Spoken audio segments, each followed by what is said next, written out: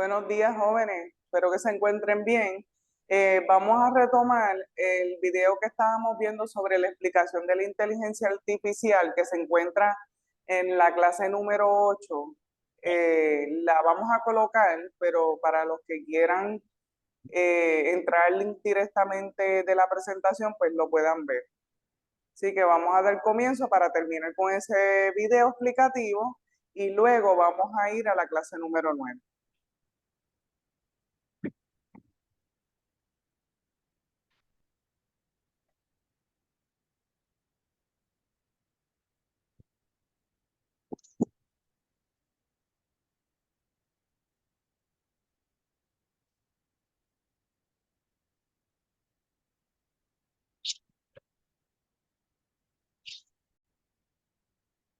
Estaríamos quitando a la reina esas trazas que hacen que se identifique con lo femenino, ¿no? Le quitaríamos mujer, por lo que tendríamos un ADN más parecido al del rey. Si lo imaginamos con el mapa espacial, estaríamos alejándonos del término mujer para irnos al opuesto, y en ese sitio en el opuesto pues estaría rey, ¿no? Sería un poco esta la idea. Este sistema de codificación se conoce como embedding. Es un sistema que permite agrupar palabras similares e incluso sus tendencias en cuanto a significado. Y este mapa, tal y como está, sin hacer nada más, ya nos sirve para muchas cosas. Por ejemplo, en un buscador como Google. Cuando buscas una palabra, podrías también tener en cuenta, pues, sinónimos, palabras similares, o por ejemplo, para saber si una frase es triste o feliz, podrías buscar dentro de este embedding y ver qué otras palabras hay similares. Ahora, si nos vamos a ver el sistema de embeddings que usa GPT, la cosa es mucho más compleja. Como decíamos, una palabra como gato dentro de GPT estaría representada por un token, y dentro de los embeddings estaría representada con un vector de 300 dimensiones, o sea, una lista de 300 coordenadas distintas o 300 marcadores distintos con distintos niveles. Pero luego GPT también recuerda conjuntos de tokens, o sea, frases. Por ejemplo, el gato está durmiendo en el sofá es una secuencia que está hecha de varios tokens y que también estaría clasificada dentro de los embeddings. O sea, estamos hablando de que si bien la idea original de embedding era coger palabras y buscar qué relación tienen entre ellas y crear un sistema complejo de etiquetado para saber cuáles van para un lado, cuáles van para otro y cuáles están relacionadas y qué tanto están relacionadas, pues GPT lo lleva a otro nivel porque directamente coge secuencias de varios tokens, o sea, frases enteras, y hace lo mismo, o sea, coge frases y esas frases también las organiza dentro del espacio con sus respectivas relaciones y con más de 1000 marcadores para cada frase. O sea, como puedes imaginar, es un sistema bastante grande. Y aquí hay un matiz muy importante, ¿vale? Esto es muy clave y es el motivo por el que ChatGPT parece que invente cosas en lugar de copiar textos de otras personas. Aquí es donde está toda la chicha. Vamos a volver a nuestra máquina, a nuestro algoritmo. Hasta aquí habíamos dicho que vamos a crear este sistema de embeddings, que es una técnica muy común que se usa para relacionar un poco el significado entre palabras. Y bueno, ahora haciendo nuestra clasificación nos damos cuenta de que hay palabras como el, la, como, mismo, otros, ojalá, y términos similares que aportan muy poco valor a la frase. O sea, es como que están en tierra de nadie. Se relacionan con todo y con nada al mismo tiempo. Al igual que las mayúsculas, las minúsculas y otros signos de puntuación que a veces pues aportan muy poco a una frase, ¿no? La frase se entendería igual si esos términos genéricos no estuvieran ahí. Así que de ahora en adelante, para simplificar todavía más el trabajo, que todo vaya más rápido y que sea más simple también relacionar frases, pues vamos a limpiar los textos antes de meterlos en nuestro sistema. Esto, para que te hagas una idea, es como cuando te limpian el pescado, ¿vale? Te quitan las espinas, las escamas, te lo dejan listo para cocinar y que cuando te lo comas enterito. Esto sería algo muy parecido. Te voy a poner un ejemplo. En la frase, el gato está durmiendo en el sofá, hay varias palabras que aportan poco. Por ejemplo, en y el. Si las quitamos nos queda gato está durmiendo sofá. Esto también se entiende. Podríamos simplificarla aún más con un proceso que se llama lematización, o sea, convertir las palabras a sus formas más sencillas, como por ejemplo los verbos al infinitivo. Gato es dormir sofá. Y si lo simplificamos aún más, gato, dormir, sofá. Es una frase que está comprimida, está condensada, y esto es muy útil cuando entrenamos el modelo. Porque ¿qué pasa? Que GPT guardaría esta secuencia dentro del sistema de embedding, relacionando esta frase con otras frases parecidas usando los marcadores. Pero en lugar de coger una frase que es súper larga con un montón de palabras, pues la reduce a la mínima expresión. Y aquí viene la gran revelación. Todas las frases que dice GPT las saca de su sistema de embeddings, ¿vale? Todo lo que GPT dice sale de una búsqueda dentro de los embeddings. Busca términos, palabras o incluso frases y consigue otras frases que son parecidas y están relacionadas de alguna forma, ¿no? Con esta. Este es el gran truco del conocimiento y la gran capacidad de ChatGPT para poder decir cosas relacionadas con lo que nosotros estamos diciendo. O sea, literalmente coge nuestras frases, las analiza, las convierte a su sistema de embedding y busca en ese espacio de embedding qué más nos puede decir. Antes le pregunté por los emperadores romanos, ¿no? Por ejemplo, y todo lo que me dijo pues es una mezcla de varias secuencias de tokens que están almacenados y relacionados entre ellos dentro de su sistema de embeddings. Pero esto es solo el principio, ¿vale? Antes hablé de normalización y lematización, que es este proceso en el que limpias el pescado, simplificas las frases, por decirlo de alguna manera, quitas todo eso que no aporta y comprimes la información, usando tokens para representar una frase. Y esto es clave para entender por qué ChatGPT genera textos únicos. Me explico. Cuando ChatGPT genera texto, hace consultas a su embedding, y lo que saca son estas secuencias de tokens, que son frases comprimidas, y que las tiene que convertir en algo aceptable por parte de los humanos. Por eso lo que hace es convertir estos tokens en las palabras que están más cercanas dentro del embedding. A veces las palabras son ligeramente distintas a las que estaban en la frase original, y sobre todo usa nuestras reglas de sintaxis y gramática para volver a poner esas palabras que había quitado al principio, convirtiendo esa secuencia de números en una frase que le suene bien a un ser humano. Pero ¿qué pasa? Que de la frase original a la final ha habido una pérdida de información y luego una reconstrucción. Por eso la frase es distinta a la original, porque es imposible recordar exactamente qué es lo que había en la frase original. Así que se lo inventa y pone cosas que a veces son distintas. Y esto es bueno, es muy bueno, porque lo que hace es que lo que genera ChatGPT no se parezca al texto original. O sea, es una creación original porque literalmente cuando ha guardado esa información ha perdido detalles y los ha tenido que reconstruir. Y cuando los ha reconstruido, pues ha cambiado cosas. Es muy parecido a lo que hacemos nosotros, si lo pensáis, ¿eh? Si yo ahora te explico algo y mañana te pregunto qué es lo que te he explicado, pues tú seguramente tengas una serie de ideas que recuerdes de lo que te expliqué, pero no me vas a recitar exactamente las palabras que te dije porque no te vas a acordar, sino que me vas a decir, pues con tus propias palabras, lo que te dije ayer. Pues es muy parecido a lo que hace GPT. Reduce y comprime el significado básico, almacena y cuando lo tiene que sacar, lo reconstruye con sus propias palabras, por decirlo de alguna manera. Aparte de esto, GPT usa otra técnica que se llama sampling. El sampling básicamente permite que ChatGPT tenga una cierta creatividad. Lo que hace básicamente es que el sistema genere un número aleatorio, que sería el equivalente pues, a tirar un dado, ¿vale? Para que te hagas una idea de lo que es un número aleatorio. Y en base a ese número aleatorio se mueve ligeramente dentro del espacio del embedding para un lado o para otro. Y eso le hace pues moverse hacia otra frase. Y esa frase no va a estar demasiado lejos de la original. Lo suficientemente cerca como para que haga parte de la misma conversación y sea coherente con lo que estamos hablando.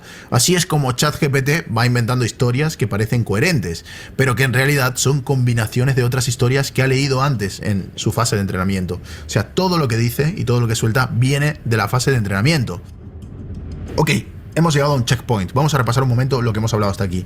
Tenemos una red neuronal, que es un ordenador que aprende buscando patrones en datos. Le pasamos un montón de números random, que representan las letras de nuestros textos, y millones de textos para que pueda estudiarlos y buscar patrones dentro de ellos. De ahí la red saca varios patrones, que son nuestras palabras o partes de palabras, y crea los tokens. Ahora, teniendo estos tokens, los usa para crearse un mapa mental con cientos de parámetros, y usa esos parámetros para clasificar por cercanía de significado a cada uno de los términos. Y luego, gracias a esto, pues también analiza combinaciones de varios tokens que parece que tienen algún sentido entre ellos, que son nuestras frases, y también empieza a memorizarlas y a relacionarlas entre ellas con más de 1000 parámetros. Y esto le permite pues saber qué frases tienen cosas en común y qué cosas en común tienen, ¿no? Con qué términos se relacionan. Ahora, gracias a todo esto, cuando nosotros le damos un término, como por ejemplo gato, GPT puede buscar dentro de su embedding la posición del término gato y soltarnos unas cuantas frases sobre los gatos, como por ejemplo, ¿qué es un gato? ¿Cuántos gatos hay en el mundo? Pero además, como estas frases están guardadas dentro del embedding de GPT de forma súper primaria, las tiene que reconstruir para que suenen como si las hubiese escrito un humano. Y haciendo ese proceso de reconstrucción, genera frases originales. Por lo que parece que sepa un montón de cosas y gracias al sampling también va hilando y soltando frases nuevas que quedan bien con las anteriores. Un buen truco, ¿verdad? Pero nos estamos dejando una parte muy importante. El gran problema que ha existido durante mucho tiempo y para el que hasta hace muy poco no había solución. Ok, primero que nada, recordad una cosa. Las redes neuronales tienen dos fases. Una fase en la que la entrenamos para hacer algo y otra fase en la que la hace, ¿no? La primera fase se llama entrenamiento, la segunda se llama inferencia. Cuando nosotros hablamos con ChatGPT, estamos en fase de inferencia, ¿vale? Está intentando adivinar cosas. Y cuando la entrenamos, que es cuando le pasamos la Wikipedia, los libros y todo lo que le demos para aprender, es cuando está aprendiendo. Y el problema que te voy a contar ahora afecta a las dos fases, tanto la de entrenamiento como la de inferencia. Cuando nosotros metemos letras y luego tokens en la red neuronal, ¿vale? Como el ordenador que veníamos haciendo hasta ahora, la red neuronal tiene una entrada de un tamaño X, ¿vale? Recoge esa entrada, la procesa, saca conclusiones y ya está, ahí hemos terminado. Nosotros hasta aquí, por algún motivo, hemos dado por hecho que el ordenador puede tragar cualquier tipo de frase, cualquier tamaño, da igual como sea, cualquier texto, pero esto no es así, ¿vale? Y esto es un problema mucho más grande de lo que parece. La red neuronal no recuerda lo que pasa entre paso y paso. Cada vez que entra algo y sale, pues simplemente se le olvida. Y esto es un gran problema, primero que nada para la inferencia, ¿no? Cuando nosotros hablamos con la inteligencia y esperamos que nos genere texto, hombre, pues es bastante importante que entienda toda la frase que le pasamos, da igual cuántas cosas mencionemos, que esto es algo que GPT hace muy bien, y no solo eso, sino que recuerde todo lo que vamos hablando a lo largo de la conversación. Que tenga algún tipo de memoria, ¿no? Algo que le permita recordar. Y lo mismo pasa cuando esta red está aprendiendo, ¿no? Si la red neuronal está leyendo un artículo de Wikipedia, es súper importante que para poder clasificar las frases y conceptos, pues sepa cuál es el contexto, ¿no? ¿Qué es lo que está leyendo? ¿De qué va la cosa?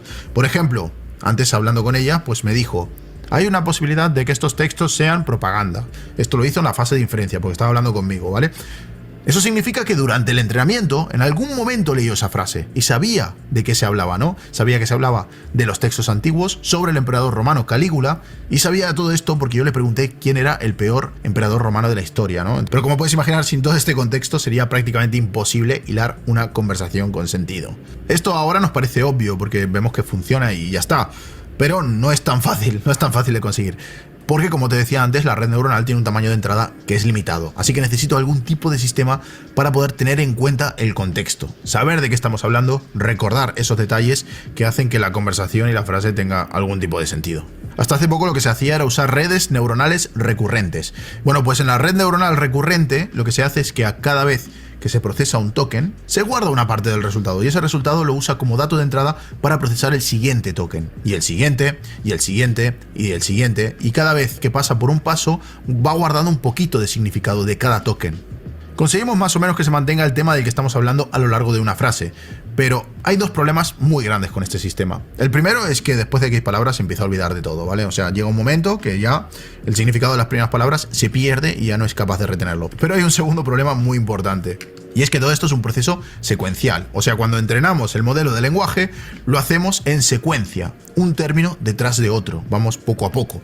Y esto lo que no se puede es paralelizar. ¿Qué quiere decir esto? Que si yo, por ejemplo, quiero meter más ordenadores a procesar este texto, pues literalmente no podría, porque para procesar una palabra necesito tener en cuenta todas las anteriores. Entonces, solo un ordenador puede hacer ese trabajo. O sea, imagínate que yo soy la red neuronal, invito a un amigo a que venga aquí a echar una mano a procesar todo esto, y yo pues estoy ahí procesando palabra, palabra, palabra, palabra, pero para cada palabra que proceso tengo en cuenta todas las anteriores. Eso significa que mi amigo pues no puede hacer nada. O sea, nos podemos ir turnando si él quiere, pero es que él no puede ir procesando otras porque le faltan todas las anteriores. Y por eso es un problema, ¿vale? O sea, entrenar este tipo de redes es bastante lento. Pero bueno, esto funcionó durante bastante tiempo, era la forma que teníamos para hacer este tipo de bots, aunque luego vinieron otro tipo de redes que son las Long Short Term Memory, que son un poco mejores porque hacen prácticamente lo mismo, pero deciden en cada momento qué es lo más importante y solo olvidan lo menos importante. Pero bueno, siguen teniendo el mismo problema. O sea que a medida que nos alejamos del texto antiguo se pierde el contexto, queda lo más importante, pero aún así en textos de más de 1000 palabras se empieza a perder el significado. Y además eso, que el entrenamiento no es paralelizable. Así que el gran problema de este tipo de inteligencias artificiales hasta ahora era que no podían recordar bien de lo que estaban hablando. O sea, igual tenían este embedding, tenían todo esto tan guay, pero dentro de una conversación muy larga se iban perdiendo y empezaban a divagar, y esto también les impide desarrollar cosas muy largas, hacer resúmenes o cualquier tipo de tarea que requiera analizar un texto muy grande y entender cosas complejas, ¿no? La solución a este problema vino en 2017, cuando se publicó Attention is All You Need, que es un paper de unos investigadores de Google, donde se plantea una solución muy buena a este problema.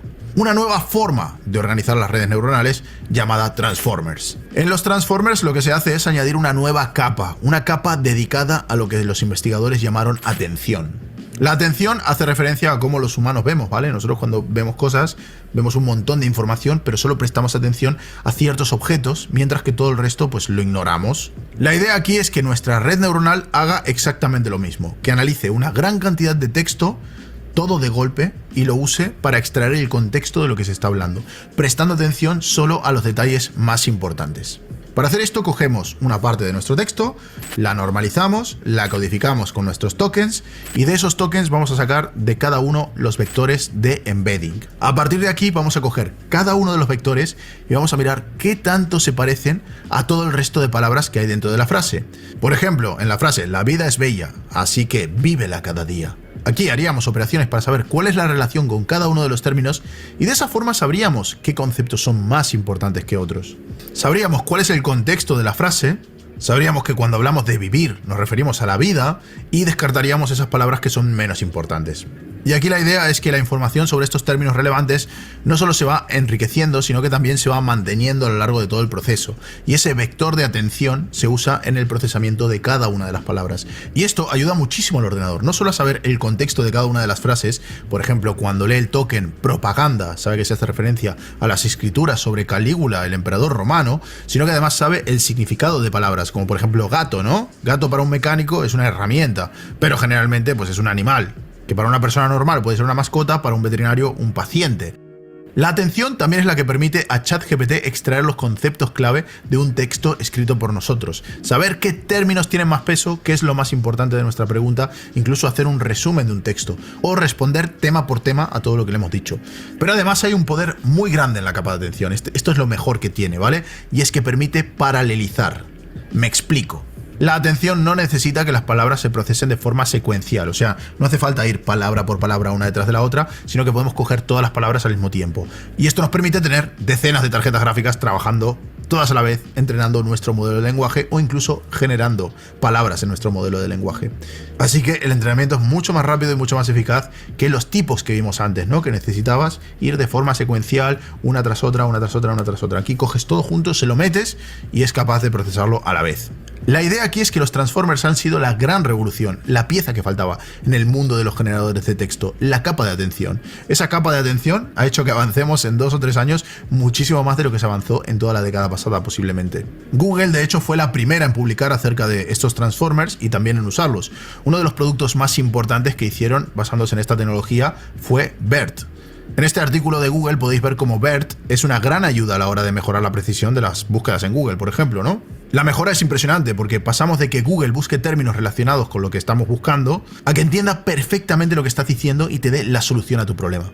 Por ejemplo, aquí podéis ver que se pregunta si en 2019 un viajero brasileño necesita visa para ir a los Estados Unidos. Antes de usar este sistema te decía que, bueno, un artículo ahí del Washington Post que está relacionado, que tiene esas palabras clave, y ahora directamente te lleva a la página de la embajada donde nos explica los requisitos de los viajeros que visitan Estados Unidos con nacionalidad brasileña. O sea, mucho más efectivo, más al grano, y te lleva exactamente a la página que necesitas visitar para resolver este problema, ¿no? Google inventó este sistema, pero OpenAI fueron los que decidieron llevar esto al siguiente nivel.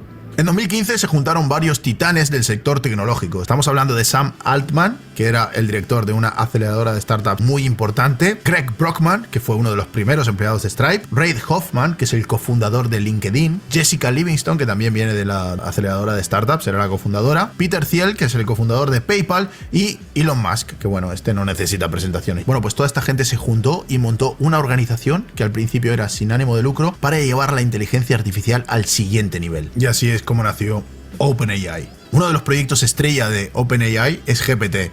No es el único, ¿vale? Tiene cosas muy guapas, pero bueno, GPT es el del que va el vídeo de hoy. Y la idea aquí es muy sencilla. Dijeron, ¿qué pasaría si cogiéramos esta arquitectura de Transformers que propuso Google y hacemos la red neuronal más grande, enorme, gigantesca jamás creada?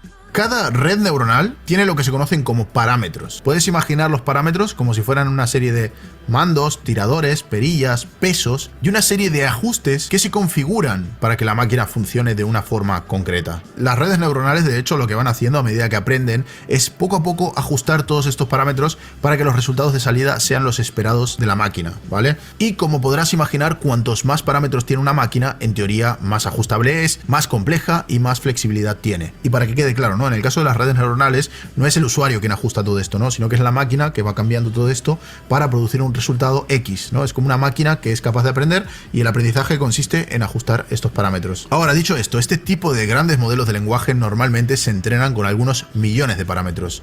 Pero como te dije hace un momento, OpenAI quería llevar esto al siguiente nivel. Así que ya cuando entrenaron a GPT-2, usaron 1,5 miles de millones de parámetros. Y ya para GPT-3, que es en la que se basa ChatGPT, usaron 175 miles de millones de parámetros. Una locura total. ¿Y qué usaron para entrenar a esta bestia de Transformer con esos 175 miles de millones de parámetros? Bueno, pues básicamente le pasaron el Common Crawl, que es una base de datos que contiene muchísimo contenido de internet extraído de textos como blogs y todo tipo de páginas web entre el año 2016 y 2019.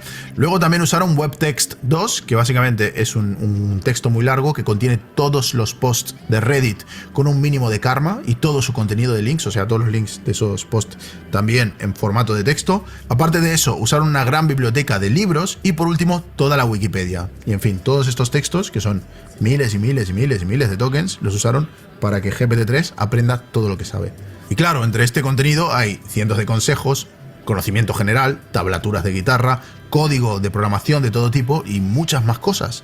Esto es GPT-3, señores, y ChatGPT no es el primer producto basado en GPT-3. OpenAI creó a mitad de 2021 una variante de GPT-3 entrenada con todos los repositorios de GitHub, que básicamente GitHub es una plataforma que ahora la compró Microsoft, donde la mayoría de programadores del mundo guardan su código. Y esta inteligencia artificial, pues básicamente se puso a aprender todo el código de GitHub y aprendió a programar. Esto lo cogieron y lo sacaron como un producto comercial llamado GitHub Copilot, que es una inteligencia artificial capaz de ayudarte a programar, generando código de todo lo que tú le pides directamente desde tu editor. O sea, tú estás en el editor y le dices, quiero que hagas esto, ¡plam! Y te genera ahí todo el código. A veces tienes que cambiar alguna cosa, ajustar cositas, modificar, pero toda una revolución en el mundo de la programación. Ahora, ChatGPT es lo último que han sacado y para crear ChatGPT han tenido que hacer un poco más de trabajo, ¿vale? ChatGPT es una versión refinada o fine-tuned, como se dice en inglés, de GPT-3. Lo primero que hicieron fue, empezando ya desde GPT-3 entrenado con todo esto que os dije antes, añadieron más entrenamiento, pero esta vez en lugar de usar textos de internet, que quedan libres a la interpretación de GPT, porque una cosa que no mencioné es que GPT es un modelo entrenado de forma no supervisada, o sea, los datos que se le pasaron no le decimos qué son, sino que tiene que buscar la vida, ¿vale? Pero en este caso sí que le pasaron un nuevo set de datos que sí que está etiquetado. ¿Cómo lo hicieron? Bueno, pues contrataron un grupo de humanos para que generen respuestas de chat de alta calidad y además pues diciendo qué es cada cosa. Esto se conoce como aprendizaje supervisado, porque la inteligencia artificial ya sabe cuáles son las conclusiones que tiene que sacar. O sea, tiene que buscar los patrones, el por qué esas conclusiones son así, pero por lo menos ya le decimos, mira, esto es esto, esto es esto, esto es esto. Entonces cuando entrenas se centra más en entender de por qué las cosas son como son. Este set de datos especialmente hecho para GPT es bastante caro porque tienes que pagar a la gente para que se dedique a escribir y etiquetar, pero es muy valioso porque le da datos de altísima calidad al modelo. Pero además de eso hicieron un segundo paso, un proceso que se llama Reinforcement Learning from Human Feedback. En español, aprendizaje reforzado de feedback humano. Aquí lo que hicieron fue hacer que GPT genere 4 posibles respuestas para cada pregunta, ¿no? Y luego pusieron a un montón de gente ahí a trabajar, donde tenían que puntuar de mejor a peor cada una de las respuestas. De esta forma, el modelo va aprendiendo cuáles respuestas y cuáles caminos son mejores, o por lo menos más satisfactorios para el ser humano. En base a todo este trabajo, crearon una página web donde la respuesta está generada por este GPT mejorado y ultratuneado, y así es como nace ChatGPT. Por todo esto, ChatGPT es tan bueno haciendo lo que hace. En pocas palabras, una startup de inteligencia artificial cogió los Transformers y pensó, oye, ¿qué pasaría si multiplicamos por 1000 los parámetros respecto a lo que está haciendo todo el mundo? Y luego lo entrenamos con todo el texto de conocimiento humano que podamos tener entre manos. Y luego lo tuneamos aún más para terminar de corregir esas cosas que hace mal. Y luego además le enseñamos qué respuestas son buenas y cuáles son malas.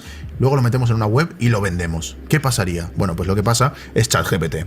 ¿Y cuánto más se puede mejorar GPT si le metemos, por ejemplo, 1000 millones de parámetros o 100 billones millones de parámetros. Bueno, pues eso no está claro. O sea, la tecnología de base son los transformers. Esta tecnología es buena. Se puede mejorar bastante con ajustes manuales, guiados por el humano, pero posiblemente, para que podamos competir con el ser humano, no va a ser suficiente simplemente aumentar estos parámetros. Vamos a tener que mejorar la forma en la que aprendemos y analizamos los textos, ya sea con más capas o con otro algoritmo o con otra arquitectura. Pero al ritmo que va esto es cuestión de pocos años antes de que descubramos algo mejor. O quizás no, a lo mejor podríamos estar delante de un estancamiento, ¿no? Todo esto lo dirá el tiempo. Pero bueno, ya veis que con ajustes manuales se puede conseguir que GPT haga maravillas. Lo que sí te puedo decir es que entrenar a una inteligencia artificial usando 75 miles de millones de parámetros no es algo que puedas hacer en tu casa en una tarde simplemente con una tarjeta gráfica. Da igual la gráfica que tengas, da igual que tengas un ordenador con 3 RTX 4090. O sea, aún así no podrías hacerlo. Para entrenar a GPT con tantos datos y tantísimos parámetros, necesitas muchísimos ordenadores y mucha potencia. De hecho, GPT fue entrenado sobre las gráficas A100 de Nvidia, que son la gama más alta y más potente que están pensadas para cálculo de inteligencia artificial, pero no en una ni dos, sino que en datacenters gigantes de Microsoft. Así es, Microsoft ha puesto su cloud Azure a disposición de OpenAI para hacer todo este entrenamiento. Es más, Microsoft lleva años apostando por OpenAI y hace muy poco ha invertido 10 miles de millones de dólares en ChatGPT. ¿Recuerdas que hace un momento te hablé de GitHub Copilot y de cómo GPT entrenó con GitHub para aprender sobre programación? Bueno, pues GitHub es de Microsoft. Es más, ahora mismo Microsoft es propietaria del 49% de OpenAI. Y no solo eso, sino que hace unas semanas anunciaron algo que nos dejó a todos con la boca abierta. Su buscador, Bing, sí, ese que es competencia de Google, que la gente usa para buscar Google Chrome y descargárselo. Bueno, pues ahora Bing tiene una pestaña que se llama Chat. Esta pestaña está en beta y lo que tiene es una versión modificada de ChatGPT, que ahora mismo puede buscar en Bing para responder a temas de actualidad. Claro, tened en cuenta una cosa, como os dije antes, ChatGPT está entrenado en base a datos de internet, libros y un montón de cosas, pero su conocimiento se para en 2019, o sea, a partir de 2019 no sabe nada, porque el set de datos que se usó para entrenarlo es ese. Lo que ha hecho Bing es muy distinto. Lo que ha hecho Bing es usar ChatGPT tal como viene, pero meterle información extra en tiempo real de búsquedas que hace en internet. O sea, va buscando cosas en Bing, páginas web relacionadas con lo que tú estás diciendo, se las mete para que ChatGPT las lea, las procese y las resuma, y luego las integre dentro de su respuesta. Por lo cual, Bing Chat, que sería pues este ChatGPT con acceso a internet, puede contestar a cosas de actualidad. Y lo que puede hacer, la verdad, es muy impresionante. Esto ha dejado bastante mal a Google, que por cierto es la empresa más importante del mundo de inteligencia artificial. De hecho, como te dije antes, casi todas las tecnologías que están detrás de GPT fueron desarrolladas por investigadores de Google. Y esto nos lleva a otra pregunta que probablemente te estés haciendo ahora mismo. ¿Por qué Google o Apple o cualquiera de estas empresas grandes tecnológicas no ha sacado algo como GPT antes? Bueno, Google y otras empresas tienen grandes modelos de lenguaje como GPT, lo que no tienen es un servicio como ChatGPT, ¿vale? La respuesta de Google a por qué no tienen eso, y que además tiene todo el sentido del mundo, es que no se pueden permitir el lujo de sacar algo así. O sea, pensad que estas inteligencias artificiales aprenden por su cuenta, y es bastante difícil controlarlo, ¿no? GPT, por ejemplo, fue entrenada con millones de datos, y evidentemente dentro de esos datos no se ha revisado todo, no se ha revisado uno por uno, todos los textos, mensajes, etc. Eso significa que fácilmente puede dar respuestas racistas que te ayuden a cometer crímenes, que propongan cosas inmorales o directamente ilegales. Esto en ChatGPT ha pasado desde el principio, de hecho, y ahora se está controlando mucho. O sea, día a día van ajustando, van bloqueando cosas, frases, respuestas, lo van cortando por todos lados. Pero al principio era bastante heavy y aún hoy en día salen noticias sobre cosas raras que contesta ChatGPT y también, sobre todo, Bing. Bing está bastante salvaje. OpenAI, por otra parte, es una startup. Ese problema no es tan dramático o polémico como sería para Google. Al final es una startup de inteligencia artificial y está para eso, para innovar, y para hacer una tortilla pues hay que romper algunos huevos. No tienen realmente tantas políticas internas, ni tanta imagen que cuidar, ni tanta burocracia a la hora de lanzar un producto, y por eso pues muchas veces vemos que empresas muy pequeñas hacen cosas que otras empresas mucho más grandes y que tienen todos los recursos para hacerlas, pues no las hacen. Pero lo que sí está claro es que Microsoft se está poniendo mucho las pilas y que estos últimos años ha mejorado mucho su cloud, ha comprado muchas empresas y ha puesto mucho esfuerzo en la inteligencia artificial. Esta apuesta por OpenAI es una clara señal de que van a por Google. Y todo este tipo de empresas, Apple, Microsoft, Google, Tesla, están invirtiendo millones en este tipo de tecnologías de inteligencia artificial porque saben que el futuro va por ahí. Todo esto suena muy bien, pero todavía no estamos en ese punto. GPT, ChatGPT, Bing Chat y todas sus variantes aún están un poco lejos de poder sustituir un buscador. ¿Por qué? Bueno, piénsalo de esta manera. Hemos dicho que GPT funciona con conceptos relacionados y cosas que le suenan internamente que pueden estar relacionadas las unas con las otras. Bueno, pues resulta que por culpa de esto, la información que nos da ChatGPT no siempre es verdad. Es cierto que todos los mensajes que nos escribe ChatGPT son verosímiles, o sea, se parecen a algo que es verdad, pero no siempre son verdad. Son agrupaciones de cosas que cree que tienen sentido que vayan juntas. Un ejemplo es cuando le pedí que me resuma un guión sobre la guerra de los chips en el que llevamos meses trabajando, en el que mencionamos por encima en una frase, creo que es la crisis de los coches, ¿no? De que por culpa de que no hay chips, pues la industria de los coches está perjudicada. Y cuando me dio el resumen, se inventó un montón de cosas. Por ejemplo, me contó 40.000 cosas sobre los coches, o sea, nada que ver con nada de lo que yo decía en el vídeo. O por ejemplo, le pedí que me escriba un guión sobre la Steam Deck y empezó ahí a cruzar datos, a decir cosas que no son ciertas. Y lo hace de esta manera porque al final lo que está haciendo son consultas dentro del embedding, o sea, está mezclando conceptos. Hay cosas que él cree que están relacionadas, pero que no sabe exactamente si están bien relacionadas. No es infalible. Y es una gran fuente de desinformación. A veces incluso te dice lo que quieres oír. Es más, ¿te acuerdas que antes te dije que Google puso la excusa de que no podía permitirse el lujo de sacar una inteligencia artificial como lo hizo OpenAI? Bueno, pues resulta que hace nada presentaron a Bard, que es la competencia de Google a ChatGPT. Y en su primer vídeo promocional ya cometió un error. Dijo que el telescopio James Webb hizo fotos de exoplanetas, cosa que es mentira. Esto hizo caer en bolsa a Google un 8%, que básicamente son 100.000 millones de dólares, por lo cual, como podéis ver, pues es bastante grave un error de ese tipo. Ahora, yo lo que creo es que este tipo de problemas no son tan fáciles de arreglar, ¿eh? O sea, tal y como funcionan los Transformers, si piensas en todo lo que hemos visto en este vídeo, es normal que la información no sea exacta, porque el sistema no es exacto, no es una forma súper eficiente de guardar información, consultarla y recibirla, sino que es eso, texto que parece verdad. Básicamente lo que necesitamos ahora mismo son un montón de parches humanos que corrigen cosas, que cierran cosas, que le impiden hacer cosas, tirar por ciertos caminos, y esto no es escalable, y no es por ser aguafiestas, pero puede ser que pasen varios años antes de que se pueda solucionar este problema. En cualquier caso, lo que está claro es que estamos delante de una guerra entre tecnológicas. Una guerra que va a ganar la primera que sea capaz de dominar el juego de las inteligencias artificiales, sobre todo los buscadores semánticos y el uso de Internet. Ese día va a llegar. ¿Qué tan lejos estamos? Bueno, pues el tiempo nos lo dirá. De momento, yo te animo a que pruebes ChatGPT, ¿vale? Regístrate, úsalo para tu trabajo, úsalo para lo que quieras, pero no te fíes de la información porque podría estar mal. Y con esto me despido. Espero que te haya gustado este vídeo, que hayas entendido un poco de qué va este tema, de dónde sale esa información, cómo puede existir este tipo de inteligencia artificial que parece brujería. Y si te ha gustado este vídeo y quieres ver más como este, te recomiendo que te suscribas a este canal, me dejes una manito para arriba y nos vemos en el próximo. Bueno, jóvenes, ¿me escuchan?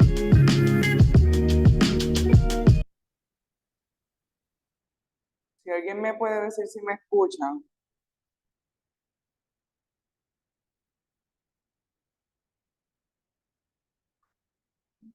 Bueno, perfecto. Vamos ahora entonces a la clase del módulo número 9. Déjame ver si lo encuentro por aquí.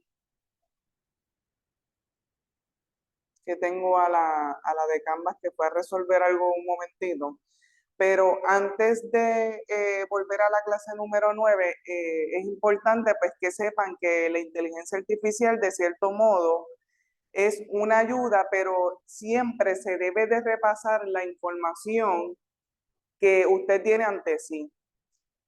Siempre es importante pues que usted analice la información y quizás busque información de apoyo en Google, como el experto comentó, ya que de cierta manera a veces ofrece información que no es tan exacta y esto podría, pues, si usted está haciendo algún trabajo, podría afectar, y es importante que no cometa plagio en el sentido de que si usted va a hacer un trabajo sobre un ejemplo, vamos a buscar información sobre cómo se hizo la independencia de la República Dominicana, etcétera, pues usted debería de entonces buscar información de apoyo y siempre dando la información del autor y de dónde usted extrajo la información para que entonces no caiga en lo que es plagio. Básicamente es una información de ayuda, es un apoyo donde le da una idea a usted de la información que usted quiere encontrar, pero no es recomendable que la utilice de tal manera que usted se la adjudique. Mire, yo escribí este artículo y pone como referencia que usted es el autor, porque entonces ahí estaría entrando lo que es plagio. En las universidades no lo están aceptando, incluso si algunos de ustedes está estudiando en alguna universidad y usted hace algún tipo de trabajo y la universidad se da cuenta de que usted utilizó inteligencia artificial, usted podría ser expulsado de la misma universidad. Así que tenga mucho cuidado con eso. Les recomiendo que solamente lo utilice para tener una idea, tener un apoyo de la información que usted está investigando o que está trabajando. Vamos a buscarla. En lo que ya viene, déjenme ver si encuentro un video que encontré muy importante de crímenes cibernéticos del FBI.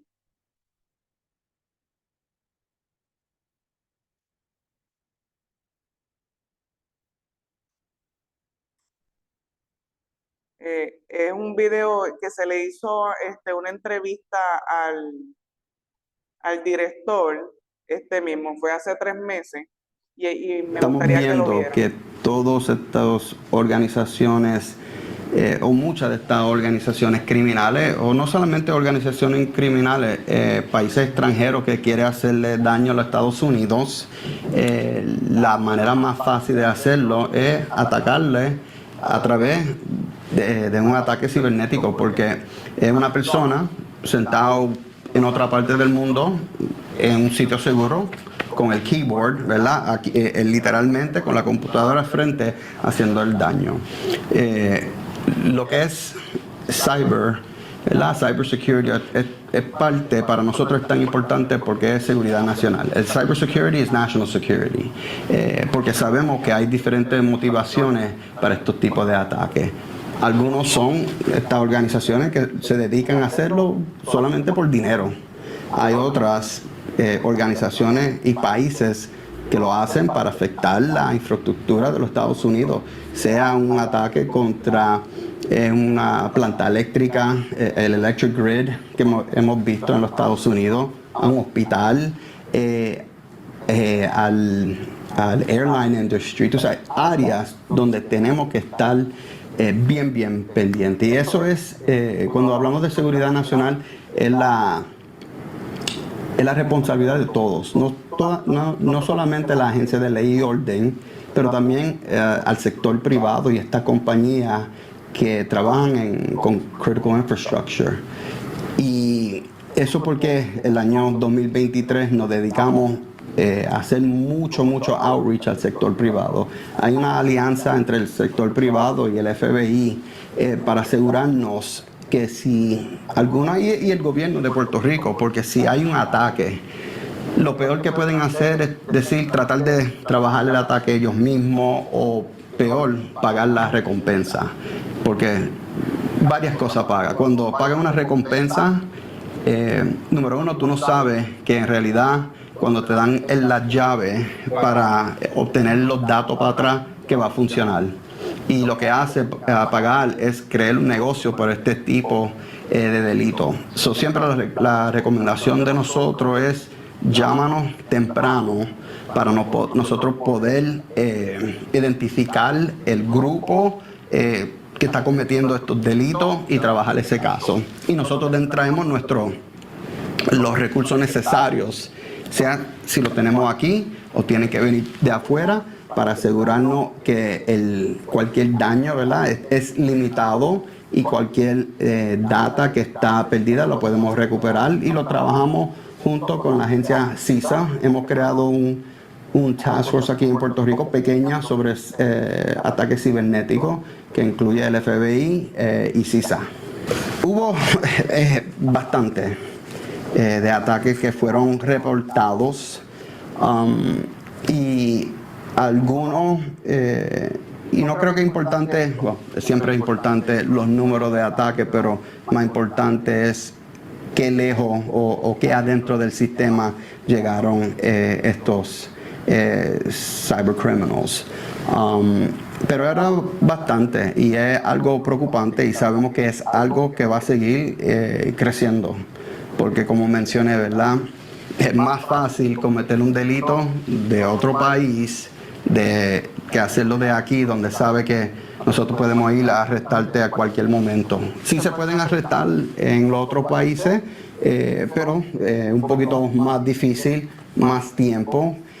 Nosotros al momento tenemos, estamos en, creo que son 96 países donde tenemos lo que se llama un cyber alert, un agente del FBI que está dedicado en los diferentes embajadas, trabajar con esos países para asegurar que la información, la inteligencia se está compartiendo y tratar de traer a estas personas a la justicia.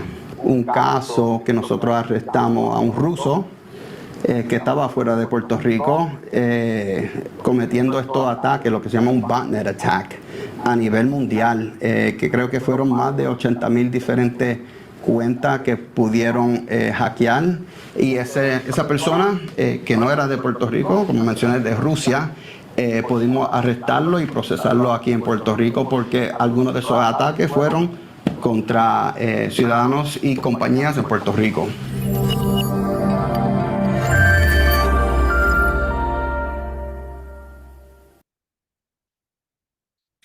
Ok, interesante, jóvenes, ¿verdad? Que aunque la persona no esté aquí en Puerto Rico, puede estar en otra parte del mundo realizando cualquier tipo de crímenes cibernéticos.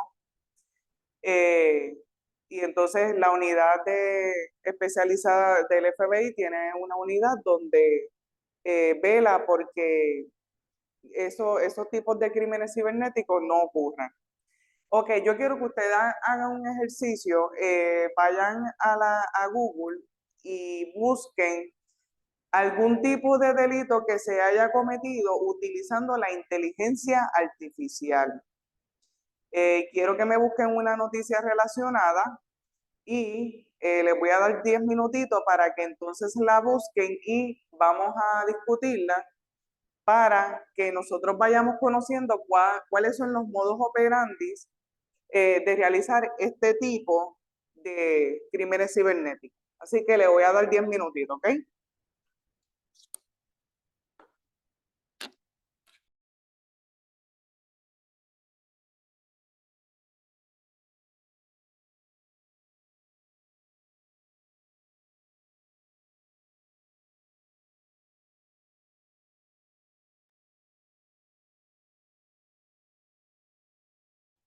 Bueno, jóvenes, yo encontré esta noticia que me pareció muy interesante, que es básicamente lo que quiero enfocarme.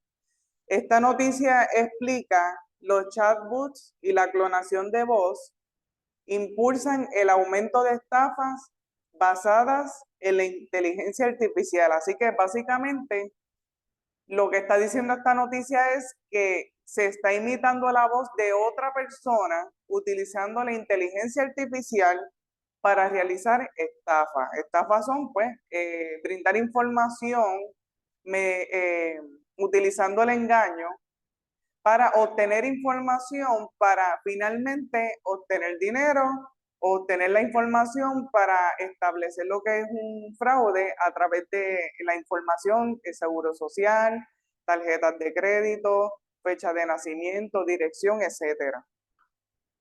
Esta noticia explica que los expertos en delitos cibernéticos advierten que las nuevas tecnologías ofrecen a los estafadores herramientas aterradoras y eficaces.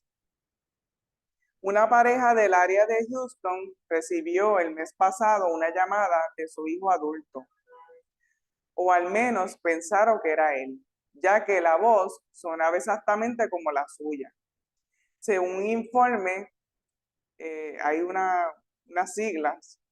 El hijo mencionó que había tenido un accidente de automóvil en el que había atropellado a una mujer embarazada de 6 meses, que acababa de salir del hospital y que ahora estaba en la cárcel del condado a punto de ser acusado de conducir ebrio.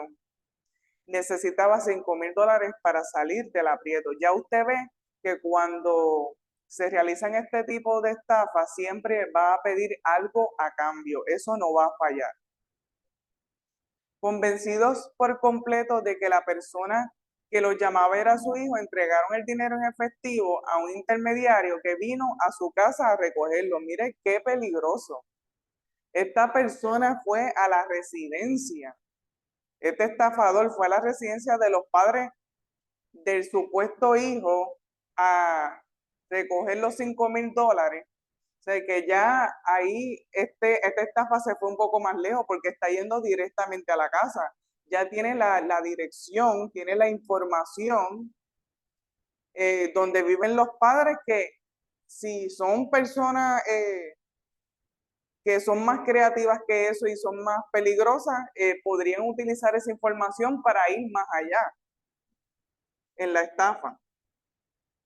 ¿Cómo lograron los estafadores? Lo más probable es que hayan utilizado la inteligencia artificial para clonar la voz del hijo, afirma Alex, ciberanalista de TrustedSec, una consultora de seguridad informática.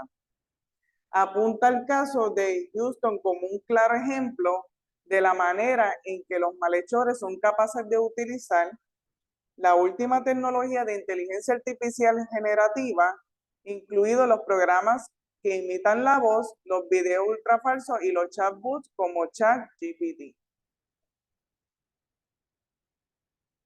Hammerstone señala que esta tecnología tiene el potencial de aumentar la capacidad de los delincuentes para hacerse pasar por cualquier persona, bien sea un nieto, un agente de la policía, incluso un cónyuge.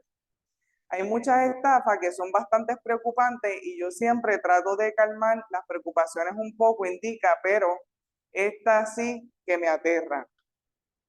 A otros expertos también les inquieta el potencial de la inteligencia artificial para causar daño.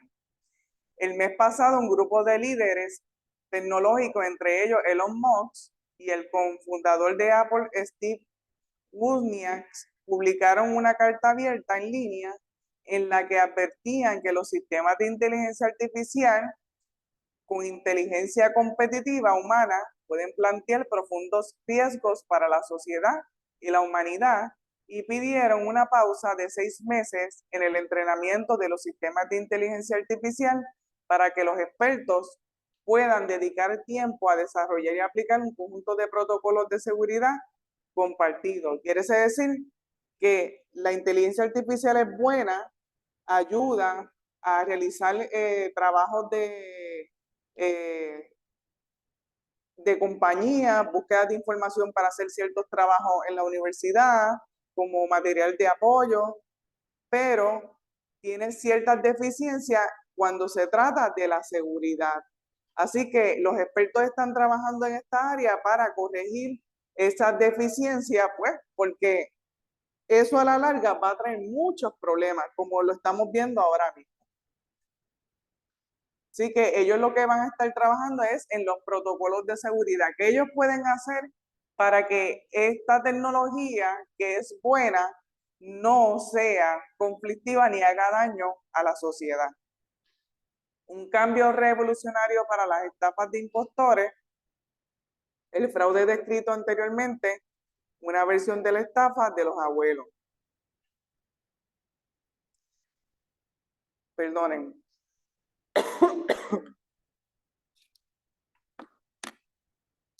En la que estos son blancos de delincuentes que hacen pasar por nietos en crisis.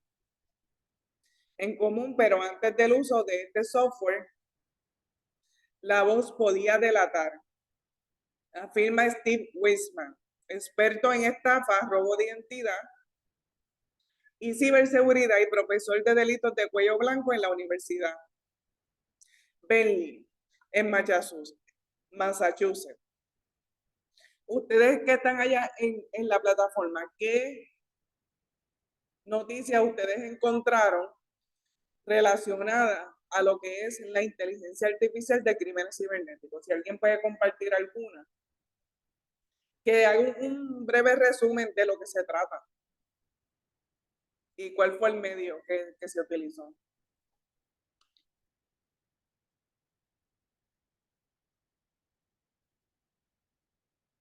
No se pongan tímidos, vamos. Allá, ¿quién me habla ahí? Idaliz.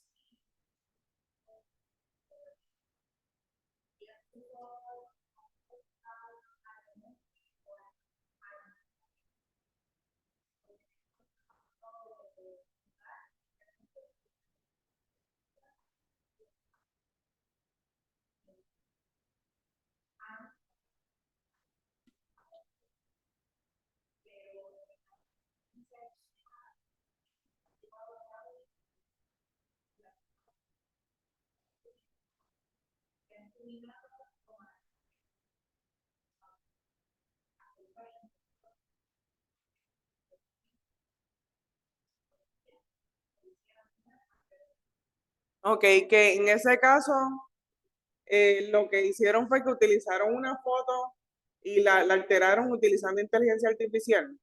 Eso es lo que quiere decir.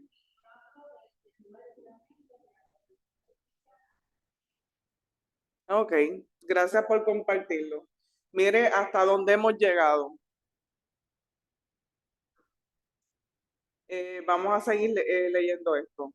Con la tecnología de clonación de voz, añade los estafadores solo necesitan capturar unos segundos de audio de la persona. Así que para que se pueda utilizar esta inteligencia artificial, la persona necesita unos segundos obtener el audio de la persona para entonces clonarla y realizar la estafa.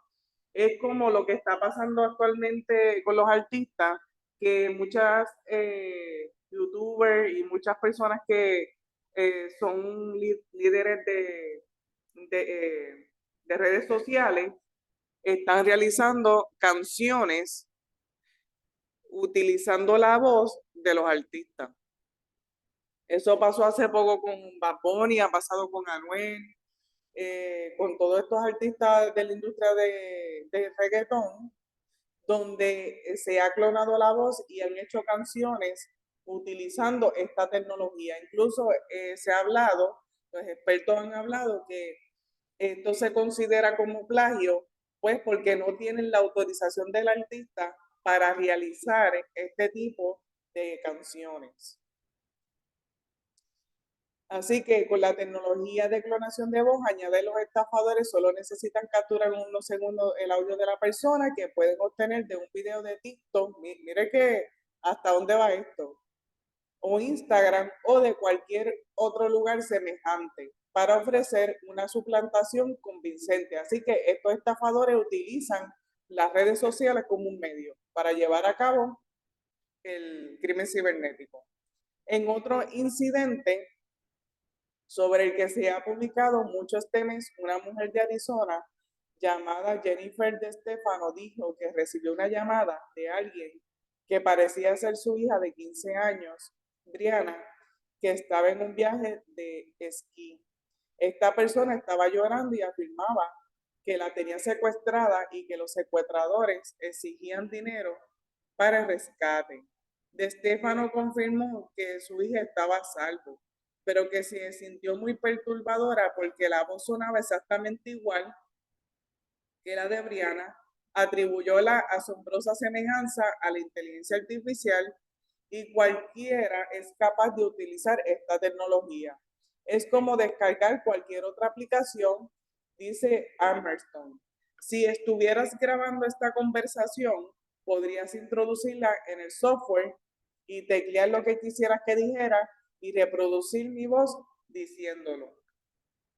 Si la persona que escucha hace preguntas, la inteligencia artificial tiene el potencial de crear respuestas en la voz Emerson que tenga sentido para el oyente. Es increíble verlo, añade. No se nota la diferencia. Suena igual que la persona. Es mucho más difícil saber qué es real y qué es falso. Y para añadir a la dificultad, existe tecnología de fácil acceso que permite a los usuarios falsificar cualquier número, el de tu nieto, el de tu banco, etcétera. Hay aplicaciones donde yo puedo colocar el número de teléfono, un ejemplo del Banco Popular, yo me comunico con usted y cuando usted vea cuál es el ID teléfono móvil, usted va a pensar que yo soy una empleada del Banco Popular. Así que esa es otra modalidad que se está haciendo. Por eso yo recomiendo que cuando usted reciba una llamada del banco que usted no espera, usted cuelgue la llamada, no le dé ningún tipo de información a la persona y usted se comunique directamente al banco, al número que usted sabe que es del banco para preguntar y corroborar si el banco o esa identidad se comunicó con usted. La misma inquietud aplican a los mensajes escritos a través de los correos electrónicos, mensajes de texto o las redes sociales, advierten los expertos.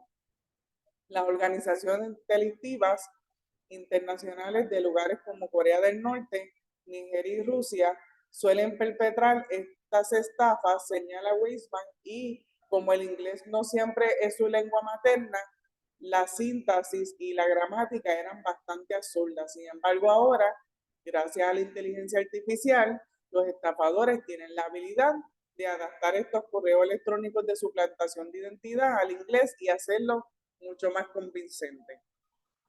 Ajá.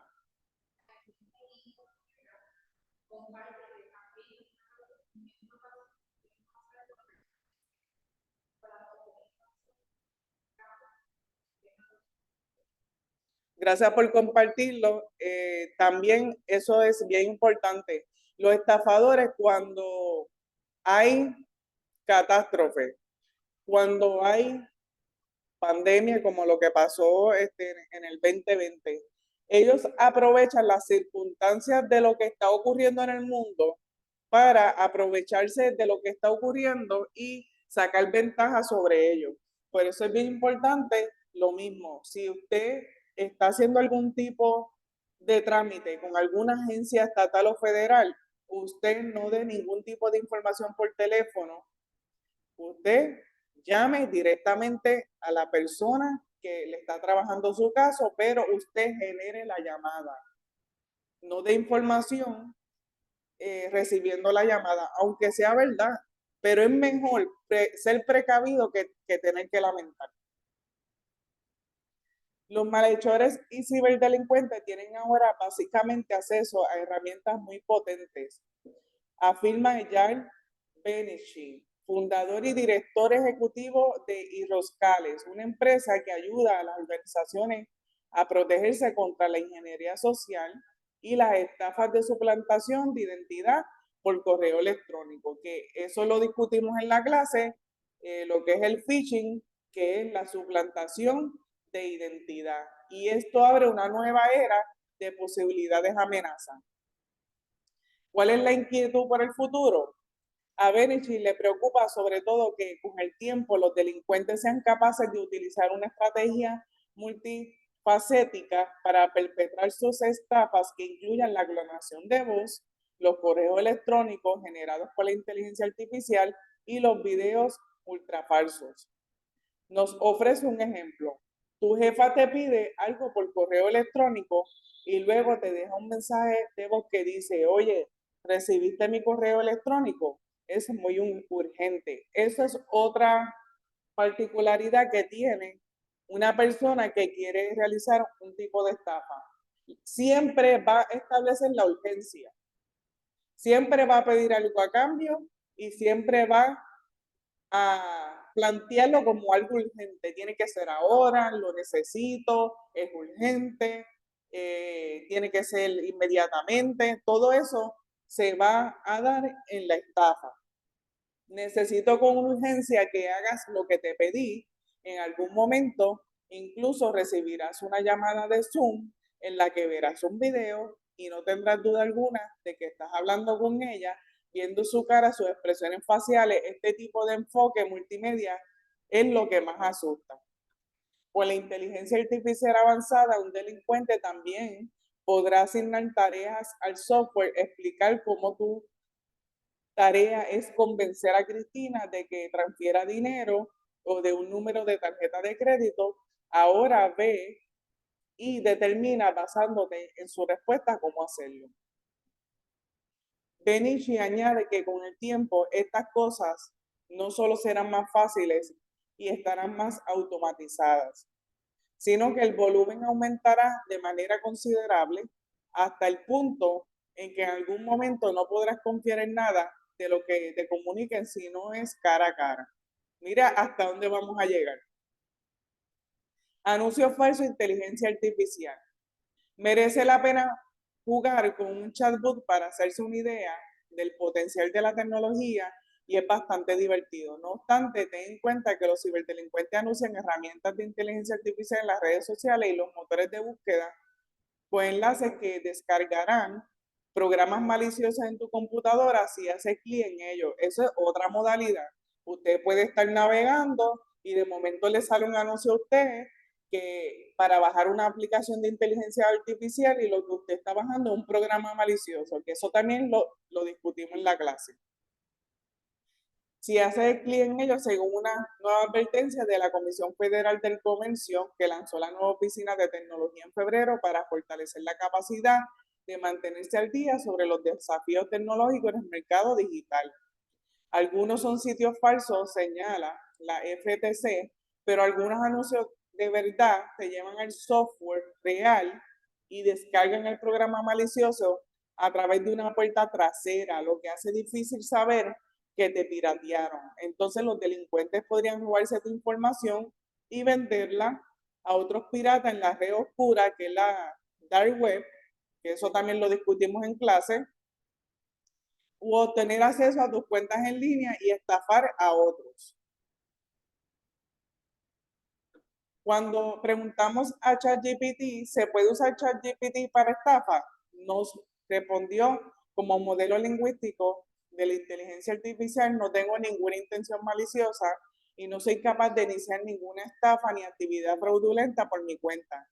Sin embargo, al igual que cualquier otra tecnología, siempre existe riesgo de personas o grupos malintencionados me utilicen de manera que no están previstas, como usar mi respuesta para lucrarse engañar a personas. Eso es lo que la inteligencia artificial le respondió a la pregunta que esta persona hizo.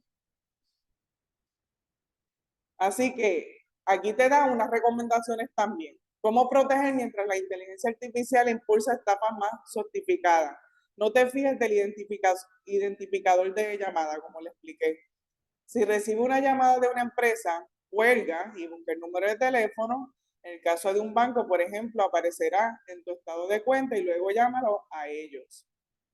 Así que haz una pausa antes de hacer clic. Nunca hagas clic en el enlace de tu correo electrónico o un mensaje de texto sin confirmar que proviene de una fuente legítima. Hoy día los delincuentes pueden elaborar mensajes de aspecto en extremo sofisticados, así como sitios web falsos que imitan de forma convincente a los reales. Hoy día hacer una página web es bien fácil. Hay un montón de compañías privadas que tienen ya la plataforma, tienen el andamiaje donde usted lo que tiene que hacer es entrar la información. Pasó algo acá. Volvió.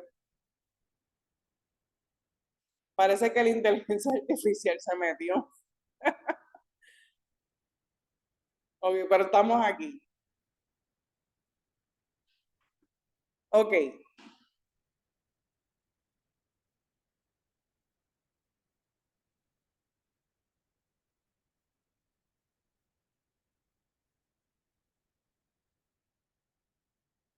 Considera elegir una palabra de seguridad para tu familia.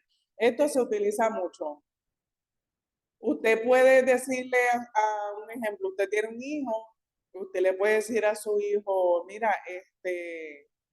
si tú estás en peligro, vamos a utilizar la palabra ayuda. Un ejemplo, ayuda 24, es como una palabra clave. Que si la madre recibe algún tipo de llamada diciendo que tiene a su hijo secuestrado y esa persona no menciona ayuda 24, pues ya la madre sabe que se trata de una estafa que no es real. Así que esto se podría utilizar, compártela solo con tu familia o amistades de confianza. Si alguien llama y dice ser un nieto, por ejemplo, puedes pedir la palabra o palabras de seguridad, patito de goma, Pedro, picapiedra o lo que sea. Si la persona que llama no sabe, es claro que es una estafa, aconseja a Weisman.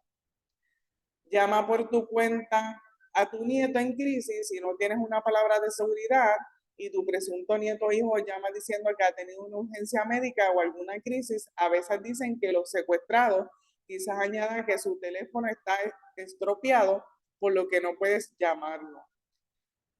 Detente un momento, respira. Los delincuentes tratan de ponerte nervioso. Eso es también otra estrategia que se utiliza.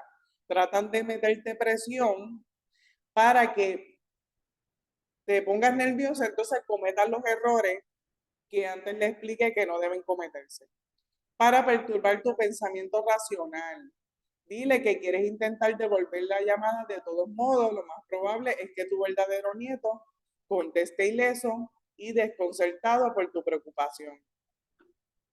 No hagas clic anuncio para descargar software. La FTC advierte que si ves un anuncio de software que despierte tu interés, en lugar de hacer clic en el anuncio, ingresa a mano la dirección para ir directo al sitio web. Y ya usted sabe que cuando usted vaya al sitio web, debe de asegurarse de que tenga el candado de seguridad en el dominio de la página. Y la agencia agrega en la reciente advertencia que si lo buscas por nombre, recuerde que los estafadores también colocan anuncios en los motores de búsqueda. Aparecerá en la parte superior de la página de resultados de búsqueda y es posible que tengan una etiqueta que diga AD, anuncio o sponsor. Desplázate en la página hasta llegar a los resultados de tu búsqueda. Protege tu información personal. Para evitar el robo de identidad, ten cuidado con revelar tu nombre completo, tu domicilio, tu número de seguro social, información sobre tarjetas de crédito, datos bancarios, así como otros detalles personales. Por supuesto, no los compartas con alguien a quien solo conozcas por correo electrónico o mensajes de texto. Corre la voz, informa a tus seres queridos sobre las estafas más recientes y los consejos arriba mencionados. Denuncia las estafas. Si detectan una estafa o ha sido blanco de fraude, ya usted sabe que tiene que ir a la unidad de crímenes cibernéticos de la Policía de Puerto Rico en el cuartel general. Y estas son algunas de las recomendaciones. Está muy interesante este artículo. Así que lo pueden tener ahí como referencia para que cualquier duda que usted tenga en algún momento dado, cualquier situación, pues usted vaya al artículo. Ok, antes de comenzar con la presentación de la clase número 9, quiero preguntarle si alguno tiene dudas en el examen y las pruebas cortas que se ha dado en Canvas, porque vi que me escribió una o dos personas preguntándome sobre esos exámenes y quiero aprovechar porque ya nos queda una clase más, que sería el próximo martes, y el próximo martes de arriba vamos a hacer un recap, vamos a hacer una recapitulación de toda la información que hemos discutido en este curso. Así que si usted tiene duda, por favor, pregúntame ahora sobre los exámenes para aclarar con Canvas. Los exámenes que están en la plataforma son con un valor de 100 puntos.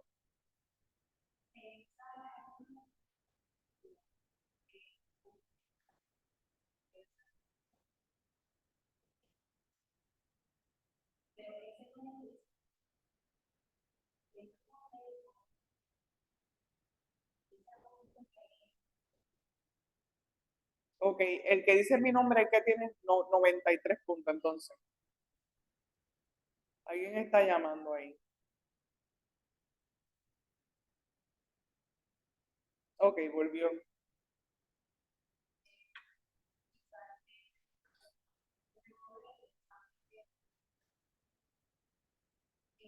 Pero ya se removió.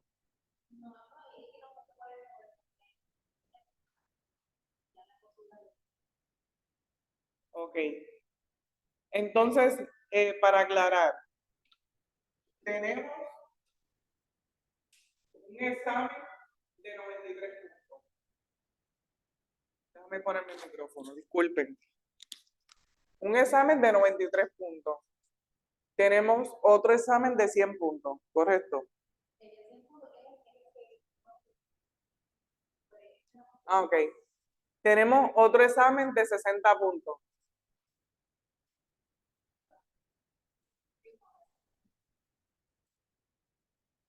Y tenemos dos pruebas cortas.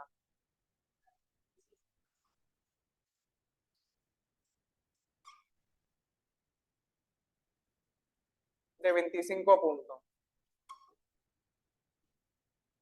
Vamos a confirmar eso para que estemos claros y no hayan confusiones.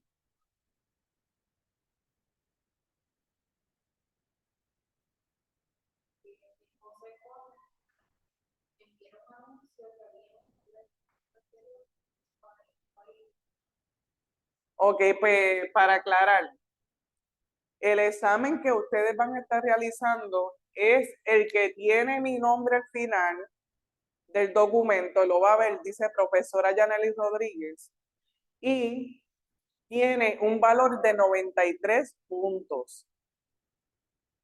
Ese es el que ustedes van a estar realizando. Hay otro examen que tiene un valor de 60 puntos.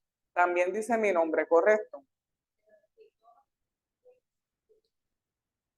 Para evitar confusión, usted lo que tiene que enfocarse es que al final del documento diga profesora Yanely Rodríguez.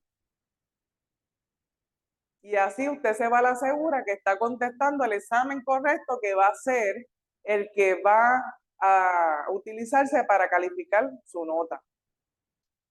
Y tenemos dos pruebas cortas de 25 puntos. Así que es importante, por favor, jóvenes, tienen que hacer esos exámenes y esas pruebas cortas, porque si no lo hacen, no van a pasar la clase y entonces no se van a poder graduar y ustedes no quieren eso.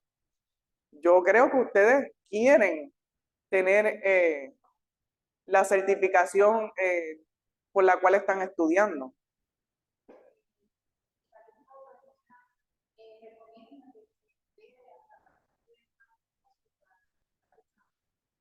Sí, una vez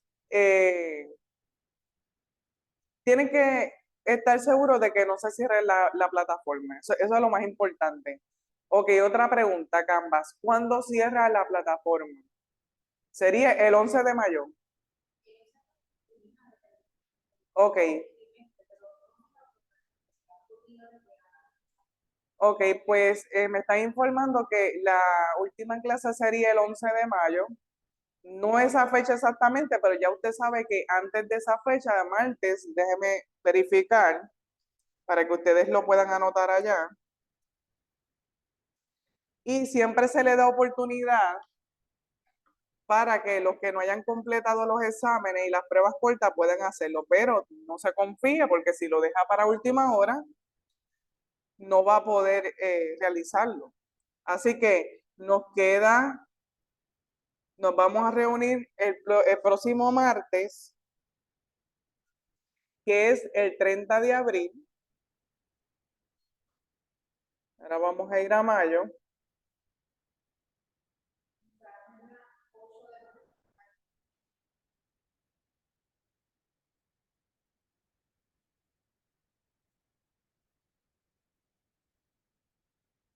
Abril, mayo. No, tengo aquí el 8 de mayo, cae miércoles. Sería el 7. El 7.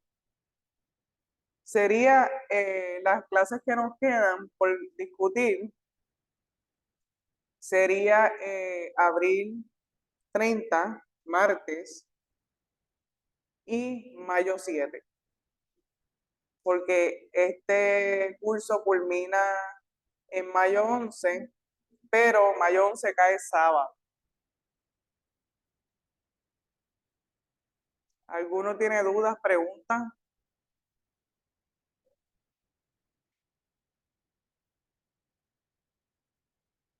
Bueno, pues vamos a discutir la presentación de la clase número 9.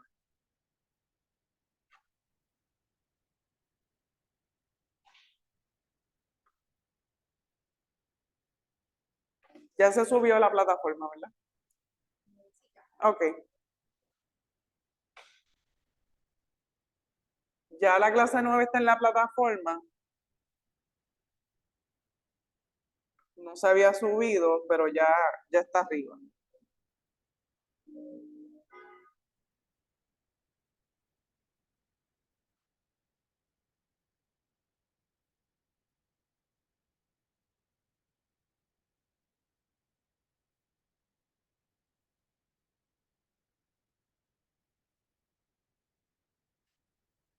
Ok, en esta clase número 9 vamos a estar hablando de la ciencia forense digital.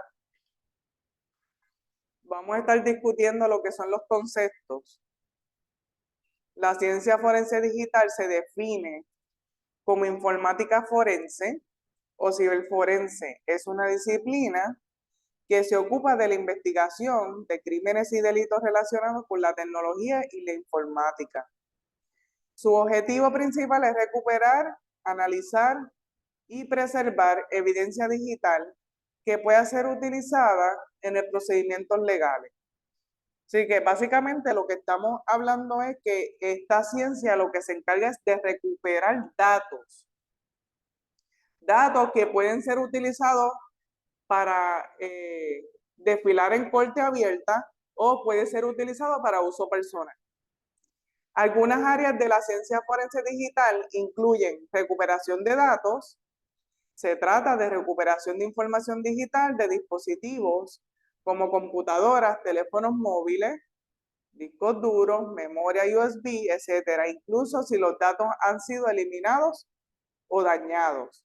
Así que hay muchas personas que piensan que porque borran la información del teléfono celular o de la computadora, ya esa información no existe. Están totalmente equivocados porque hay un sinnúmero de software que lo discutimos, si no me equivoco, en la clase número 7 o 8, donde yo puedo recuperar la información borrada. Análisis de medios digitales, se examina detalladamente los contenidos de dispositivos y sistemas para encontrar pruebas de actividades delictivas como comunicaciones, archivos, imágenes, videos, historiales de navegación, etcétera. Esto es lo que se utiliza mucho cuando acusan a una persona en la federal, cuando se hace una orden de un juez para obtener esas computadoras y esos teléfonos móviles de esa persona acusada. Lo que se hace es que se extrae la información de ese teléfono móvil, aunque esté borrada, y se extrae la información de comunicaciones, archivos, imágenes y videos, historiales de navegación, etcétera, porque esa información puede ser utilizada en contra de esa persona que está siendo acusada por un crimen o un delito. Análisis de redes. En el caso de delitos cibernéticos, se investigan las actividades maliciosas en redes informáticas para rastrear a los perpetradores y entender cómo se llevaron a cabo los ataques. Análisis de malware. Se estudian programas maliciosos para entender su funcionamiento, objetivos, así como para desarrollar contramedidas y proteger sistemas en el futuro. Así que los conceptos son en diferentes áreas. Análisis de malware, que son los programas maliciosos, análisis de redes, ya se enfoca en lo que son los delitos cibernéticos, que fue lo que estábamos hablando de la inteligencia artificial y las noticias relacionadas con este tipo de delitos, análisis de medios digitales y recuperación de datos. Así que son 4 conceptos diferentes. Cada uno tiene un nicho estratégico de lo que se está hablando en ese tema. También tenemos la investigación de delitos cibernéticos. Esto involucra la identificación y seguimiento de los delitos en línea, como el robo de identidad, el fraude financiero, el acoso cibernético y otros crímenes digitales. También está lo que es la criptografía y descifrado. En ocasiones los investigadores deben trabajar con datos cifrados para desentrañar su contenido y entender su relevancia para un caso. También tenemos lo que es el peritaje informático. Los peritos informáticos son expertos que ofrecen sus testimonios en procedimientos legales para explicar la evidencia digital y ayudar a los tribunales a entender los aspectos técnicos de un caso, como por ejemplo, en el caso del boxeador Verdejo, se utilizó a un experto donde éste explicó cómo es que hizo esa triangulación de la ubicación del teléfono móvil de Verdejo a la hora de cometer el delito. Él tuvo que sentarse en corte abierta y explicarle al jurado, al juez, a los fiscales, abogados de defensa, cuáles fueron los medios informáticos que utilizó para llevar a cabo esa investigación. Tenemos también lo que es la preservación de evidencia. Es fundamental garantizar que la evidencia digital se recopile, almacene y presente de manera que cumpla con los requisitos legales y no se vea comprometida. La ciencia forense digital es esencial en la resolución de crímenes y disputas legales en la área digital. Ay, perdonen. Déjame mover esto. Ok. Los expertos en esta disciplina deben tener un profundo conocimiento de la tecnología, la informática, la seguridad cibernética y los procedimientos legales. Ya estos son personas que son peritos, expertos en esta área de extraer la evidencia de los dispositivos tecnológicos y también tienen que preservar la evidencia y tienen que explicar la cadena de custodia. Está volviendo, alguien está llamando. No sé por qué eso está saliendo, pero ahí vamos.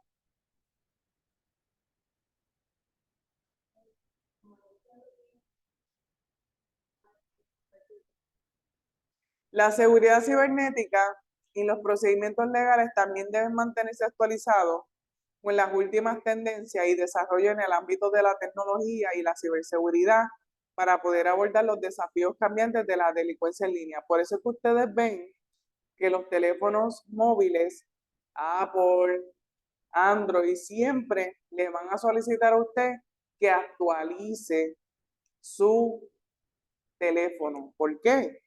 Pues porque la tecnología es cambiante y los delincuentes siempre van a buscar la manera de identificar las fallas para poder entrar al sistema operativo. Por eso es importante que siempre nos mantengamos haciendo la actualización.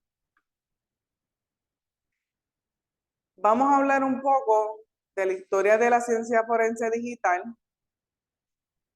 Es relativamente reciente y está vinculada al desarrollo de la tecnología de la información y la informática. Así que aquí vamos a discutir por encimita cuáles fueron los aspectos más importantes según ha ido evolucionando la tecnología. Aquí tenemos que en el 60 se comienza a desarrollar las bases de la informática forense con la creación de las primeras herramientas para recuperar datos en medio de informáticos. Deme un momento, déjenme tomar agua.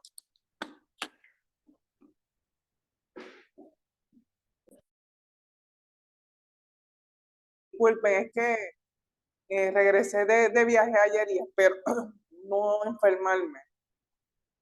Había mucha gente tosiendo en el avión, pero nada, espero no enfermarme. Ok, en el 70 se utilizan técnicas de análisis de datos e investigaciones criminales que involucran registros digitales como seguimiento de comunicaciones telefónicas. En el 84, el FBI,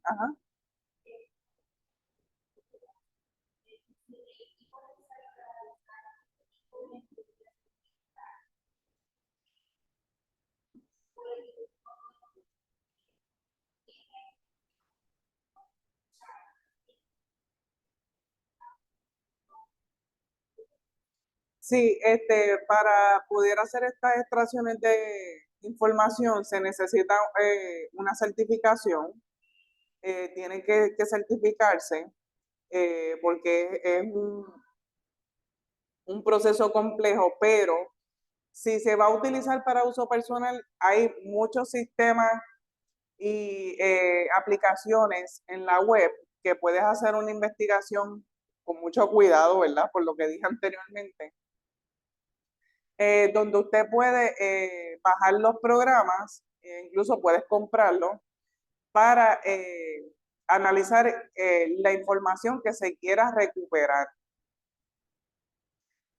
Puedes verificar en las presentaciones anteriores, creo que en la 7 o la 8, déjame verificar, donde yo le estuve hablando sobre una serie de programas que se pueden utilizar para extraerlo. Déjenme ver si es la 8.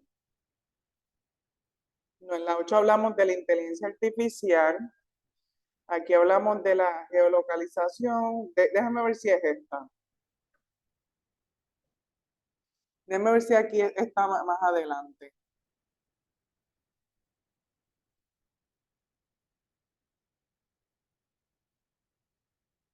Tengo que verificar, pero yo creo que en esta clase yo hablé de esos diferentes programas. Verifica en las presentaciones que hemos dado en Canvas. Yo las voy a verificar también. Si no están, pues en la próxima clase vamos a tocar ese tema un poquito más profundo. Pero existe un montón de software que te ayudan a recuperar esa información.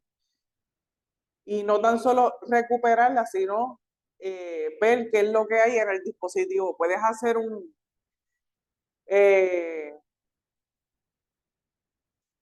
¿cómo te digo? Puedes coger algún teléfono viejo que tenga y puedes hacer un ejercicio, a ver si con los sistemas que se encuentren en la plataforma que encuentres, pues puedes trabajar con ellos.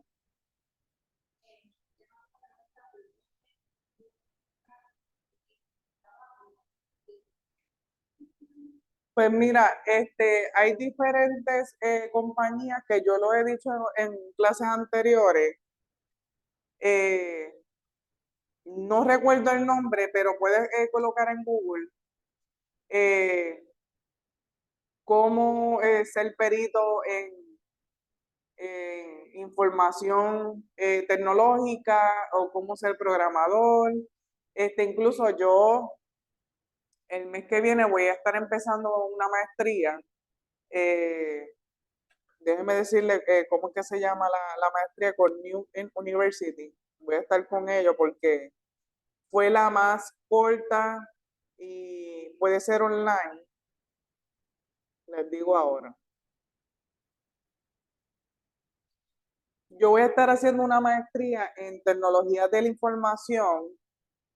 Dice que esta maestría capacita al estudiante en el desarrollo y la coordinación, evaluación e implementación de soluciones tecnológicas en diversos escenarios empresariales. El estudiante de este programa será capaz de analizar sistemas de información aplicando destrezas de investigación, comunicación, liderazgo y manejo de proyectos con el fin de apoyar y maximizar los procesos e implementar soluciones. Además, prepara al estudiante con los aspectos teóricos y prácticos de las tecnologías que conllevan a la extracción, el análisis, la visualización de datos e interpretación de los resultados, así como la seguridad de la información. Que el que tenga un bachillerato y quiera hacer una maestría en lo que es tecnología, según mi investigación, yo verifiqué en varias universidades, la más que me convenció fue esta. Y son 39 créditos y me informaron que ya un año se culmina esta maestría. Así que la vi bastante viable y la voy a estar realizando.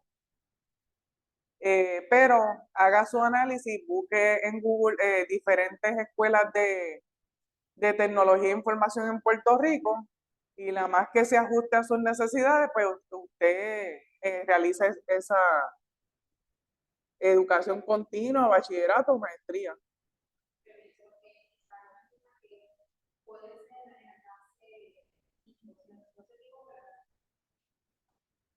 Ah, ok, gracias, Isaac. Déjame verificar. Pues ahí nos la asegura.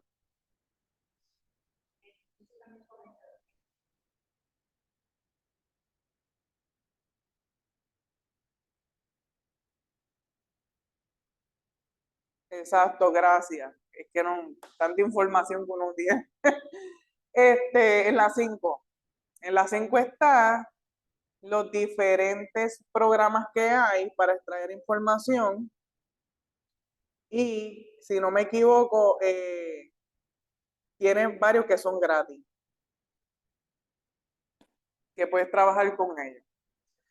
Así que, jóvenes, motívense porque la tecnología es lo que es el futuro. Por eso es que yo voy a hacer esa maestría, porque estoy notando que cada vez esto va en aumento, en aumento, en aumento, y si uno quiere estar en esta área de lo que son las investigaciones, búsqueda de información, pues uno tiene que estar a la vanguardia de lo que está ocurriendo en el mundo, que actualmente estamos en constante evolución.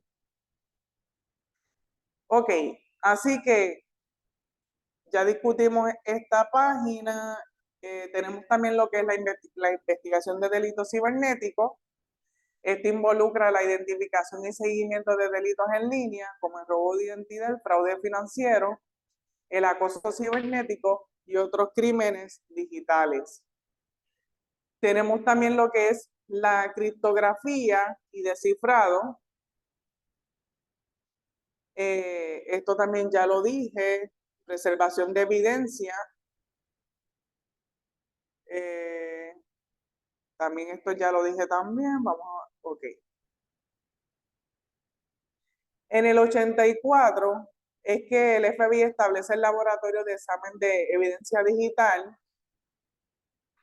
mejor conocido como DECAP, para abordar delitos relacionados con la informática y la tecnología. Y en el 84, para ese mismo año, la Asociación Internacional de Examinadores de la Evidencia Digital es fundada, proporcionando un foro para compartir conocimiento en el campo.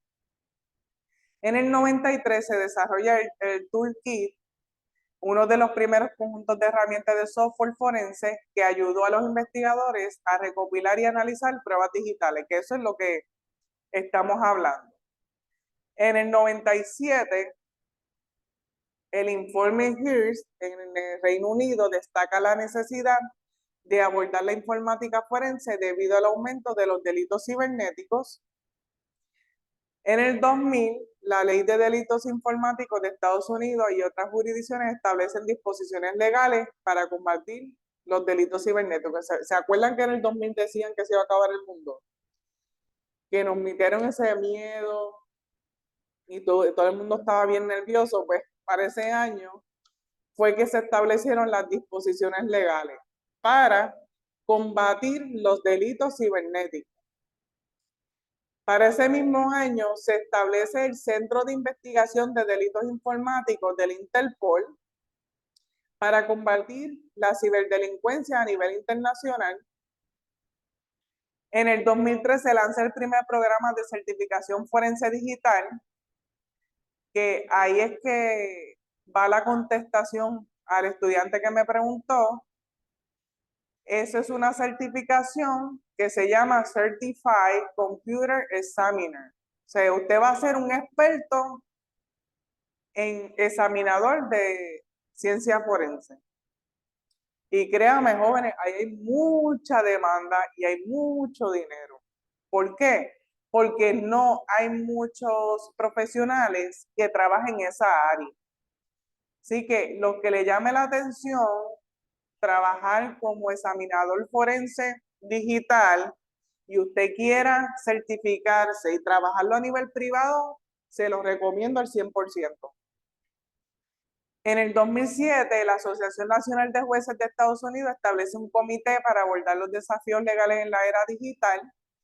En el 2013, Edward Snowden revela programas de vigilancia masiva. ¿Se acuerdan que hicieron hasta una película de él? Realizados por agencias de inteligencia, lo que aumenta la conciencia sobre la privacidad y la seguridad de datos digitales. Se publican en el 2014 se publican los principios de Tallinn sobre la aplicación de derecho internacional a los conflictos cibernéticos, abordando cuestiones legales en el ámbito digital. Y en el 2016, el FBI y Apple están involucrados en un controvertido caso legal sobre la descriptación de un iPhone utilizando por un terrorista. Así que para ese año ya hubo un choque entre la compañía Apple y el FBI, pues porque Apple cree mucho en la seguridad. Ellos creen mucho en proteger la información de los clientes. Entonces, el FBI tenía un caso donde aparentemente le tomaron un teléfono a un terrorista y ellos querían extraer la información que contiene el celular que estaba en posesión de ese terrorista y Apple dijo que no. Y ahí hubo una controversia legal. En el 2019, la ciberseguridad y la privacidad digital se convierten en temas cruciales en la agenda política y legal global. La evolución de la ciencia forense digital sigue en curso y se espera que continúe adaptándose a medida que la tecnología y los desafíos en línea evolucionen. La disciplina sigue siendo esencial para abordar los delitos cibernéticos, la seguridad de datos y la privacidad en la era digital.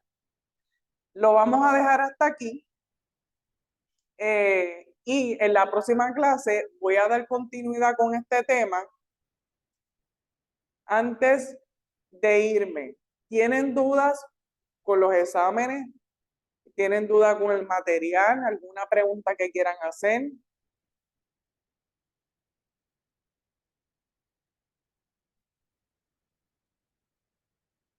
¿Habla ahora o calle para siempre? Ok.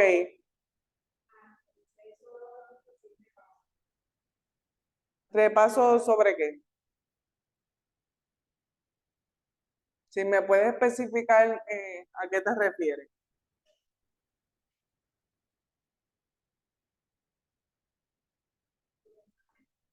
Ok, no. Lo que se hace es que los exámenes están basados en las presentaciones anteriores. Lo que tienes que hacer es verificar, dar como un pequeño repase de la información que yo he brindado y luego hacer la contestación de los exámenes. Mi recomendación es que cuando estés haciendo los exámenes, pues tengas las presentaciones a un lado para que si tienes dudas en cualquier pregunta que quieras contestar, pues puedas tener las presentaciones y ahí mismo la vas buscando, porque todos mis exámenes son información que yo he discutido en clase. Yo no le voy a dar un examen de algo que yo no he repasado. Así que esa es mi recomendación. Tengan las presentaciones a un lado y contesten el examen para que salgan bien. Así que jóvenes, gracias por conectarse. Lo aprecio mucho, lo valoro mucho. Y espero que les haya gustado esta clase y que hayan aprendido. Así que nos vemos pronto el próximo martes. Que tengan un excelente día.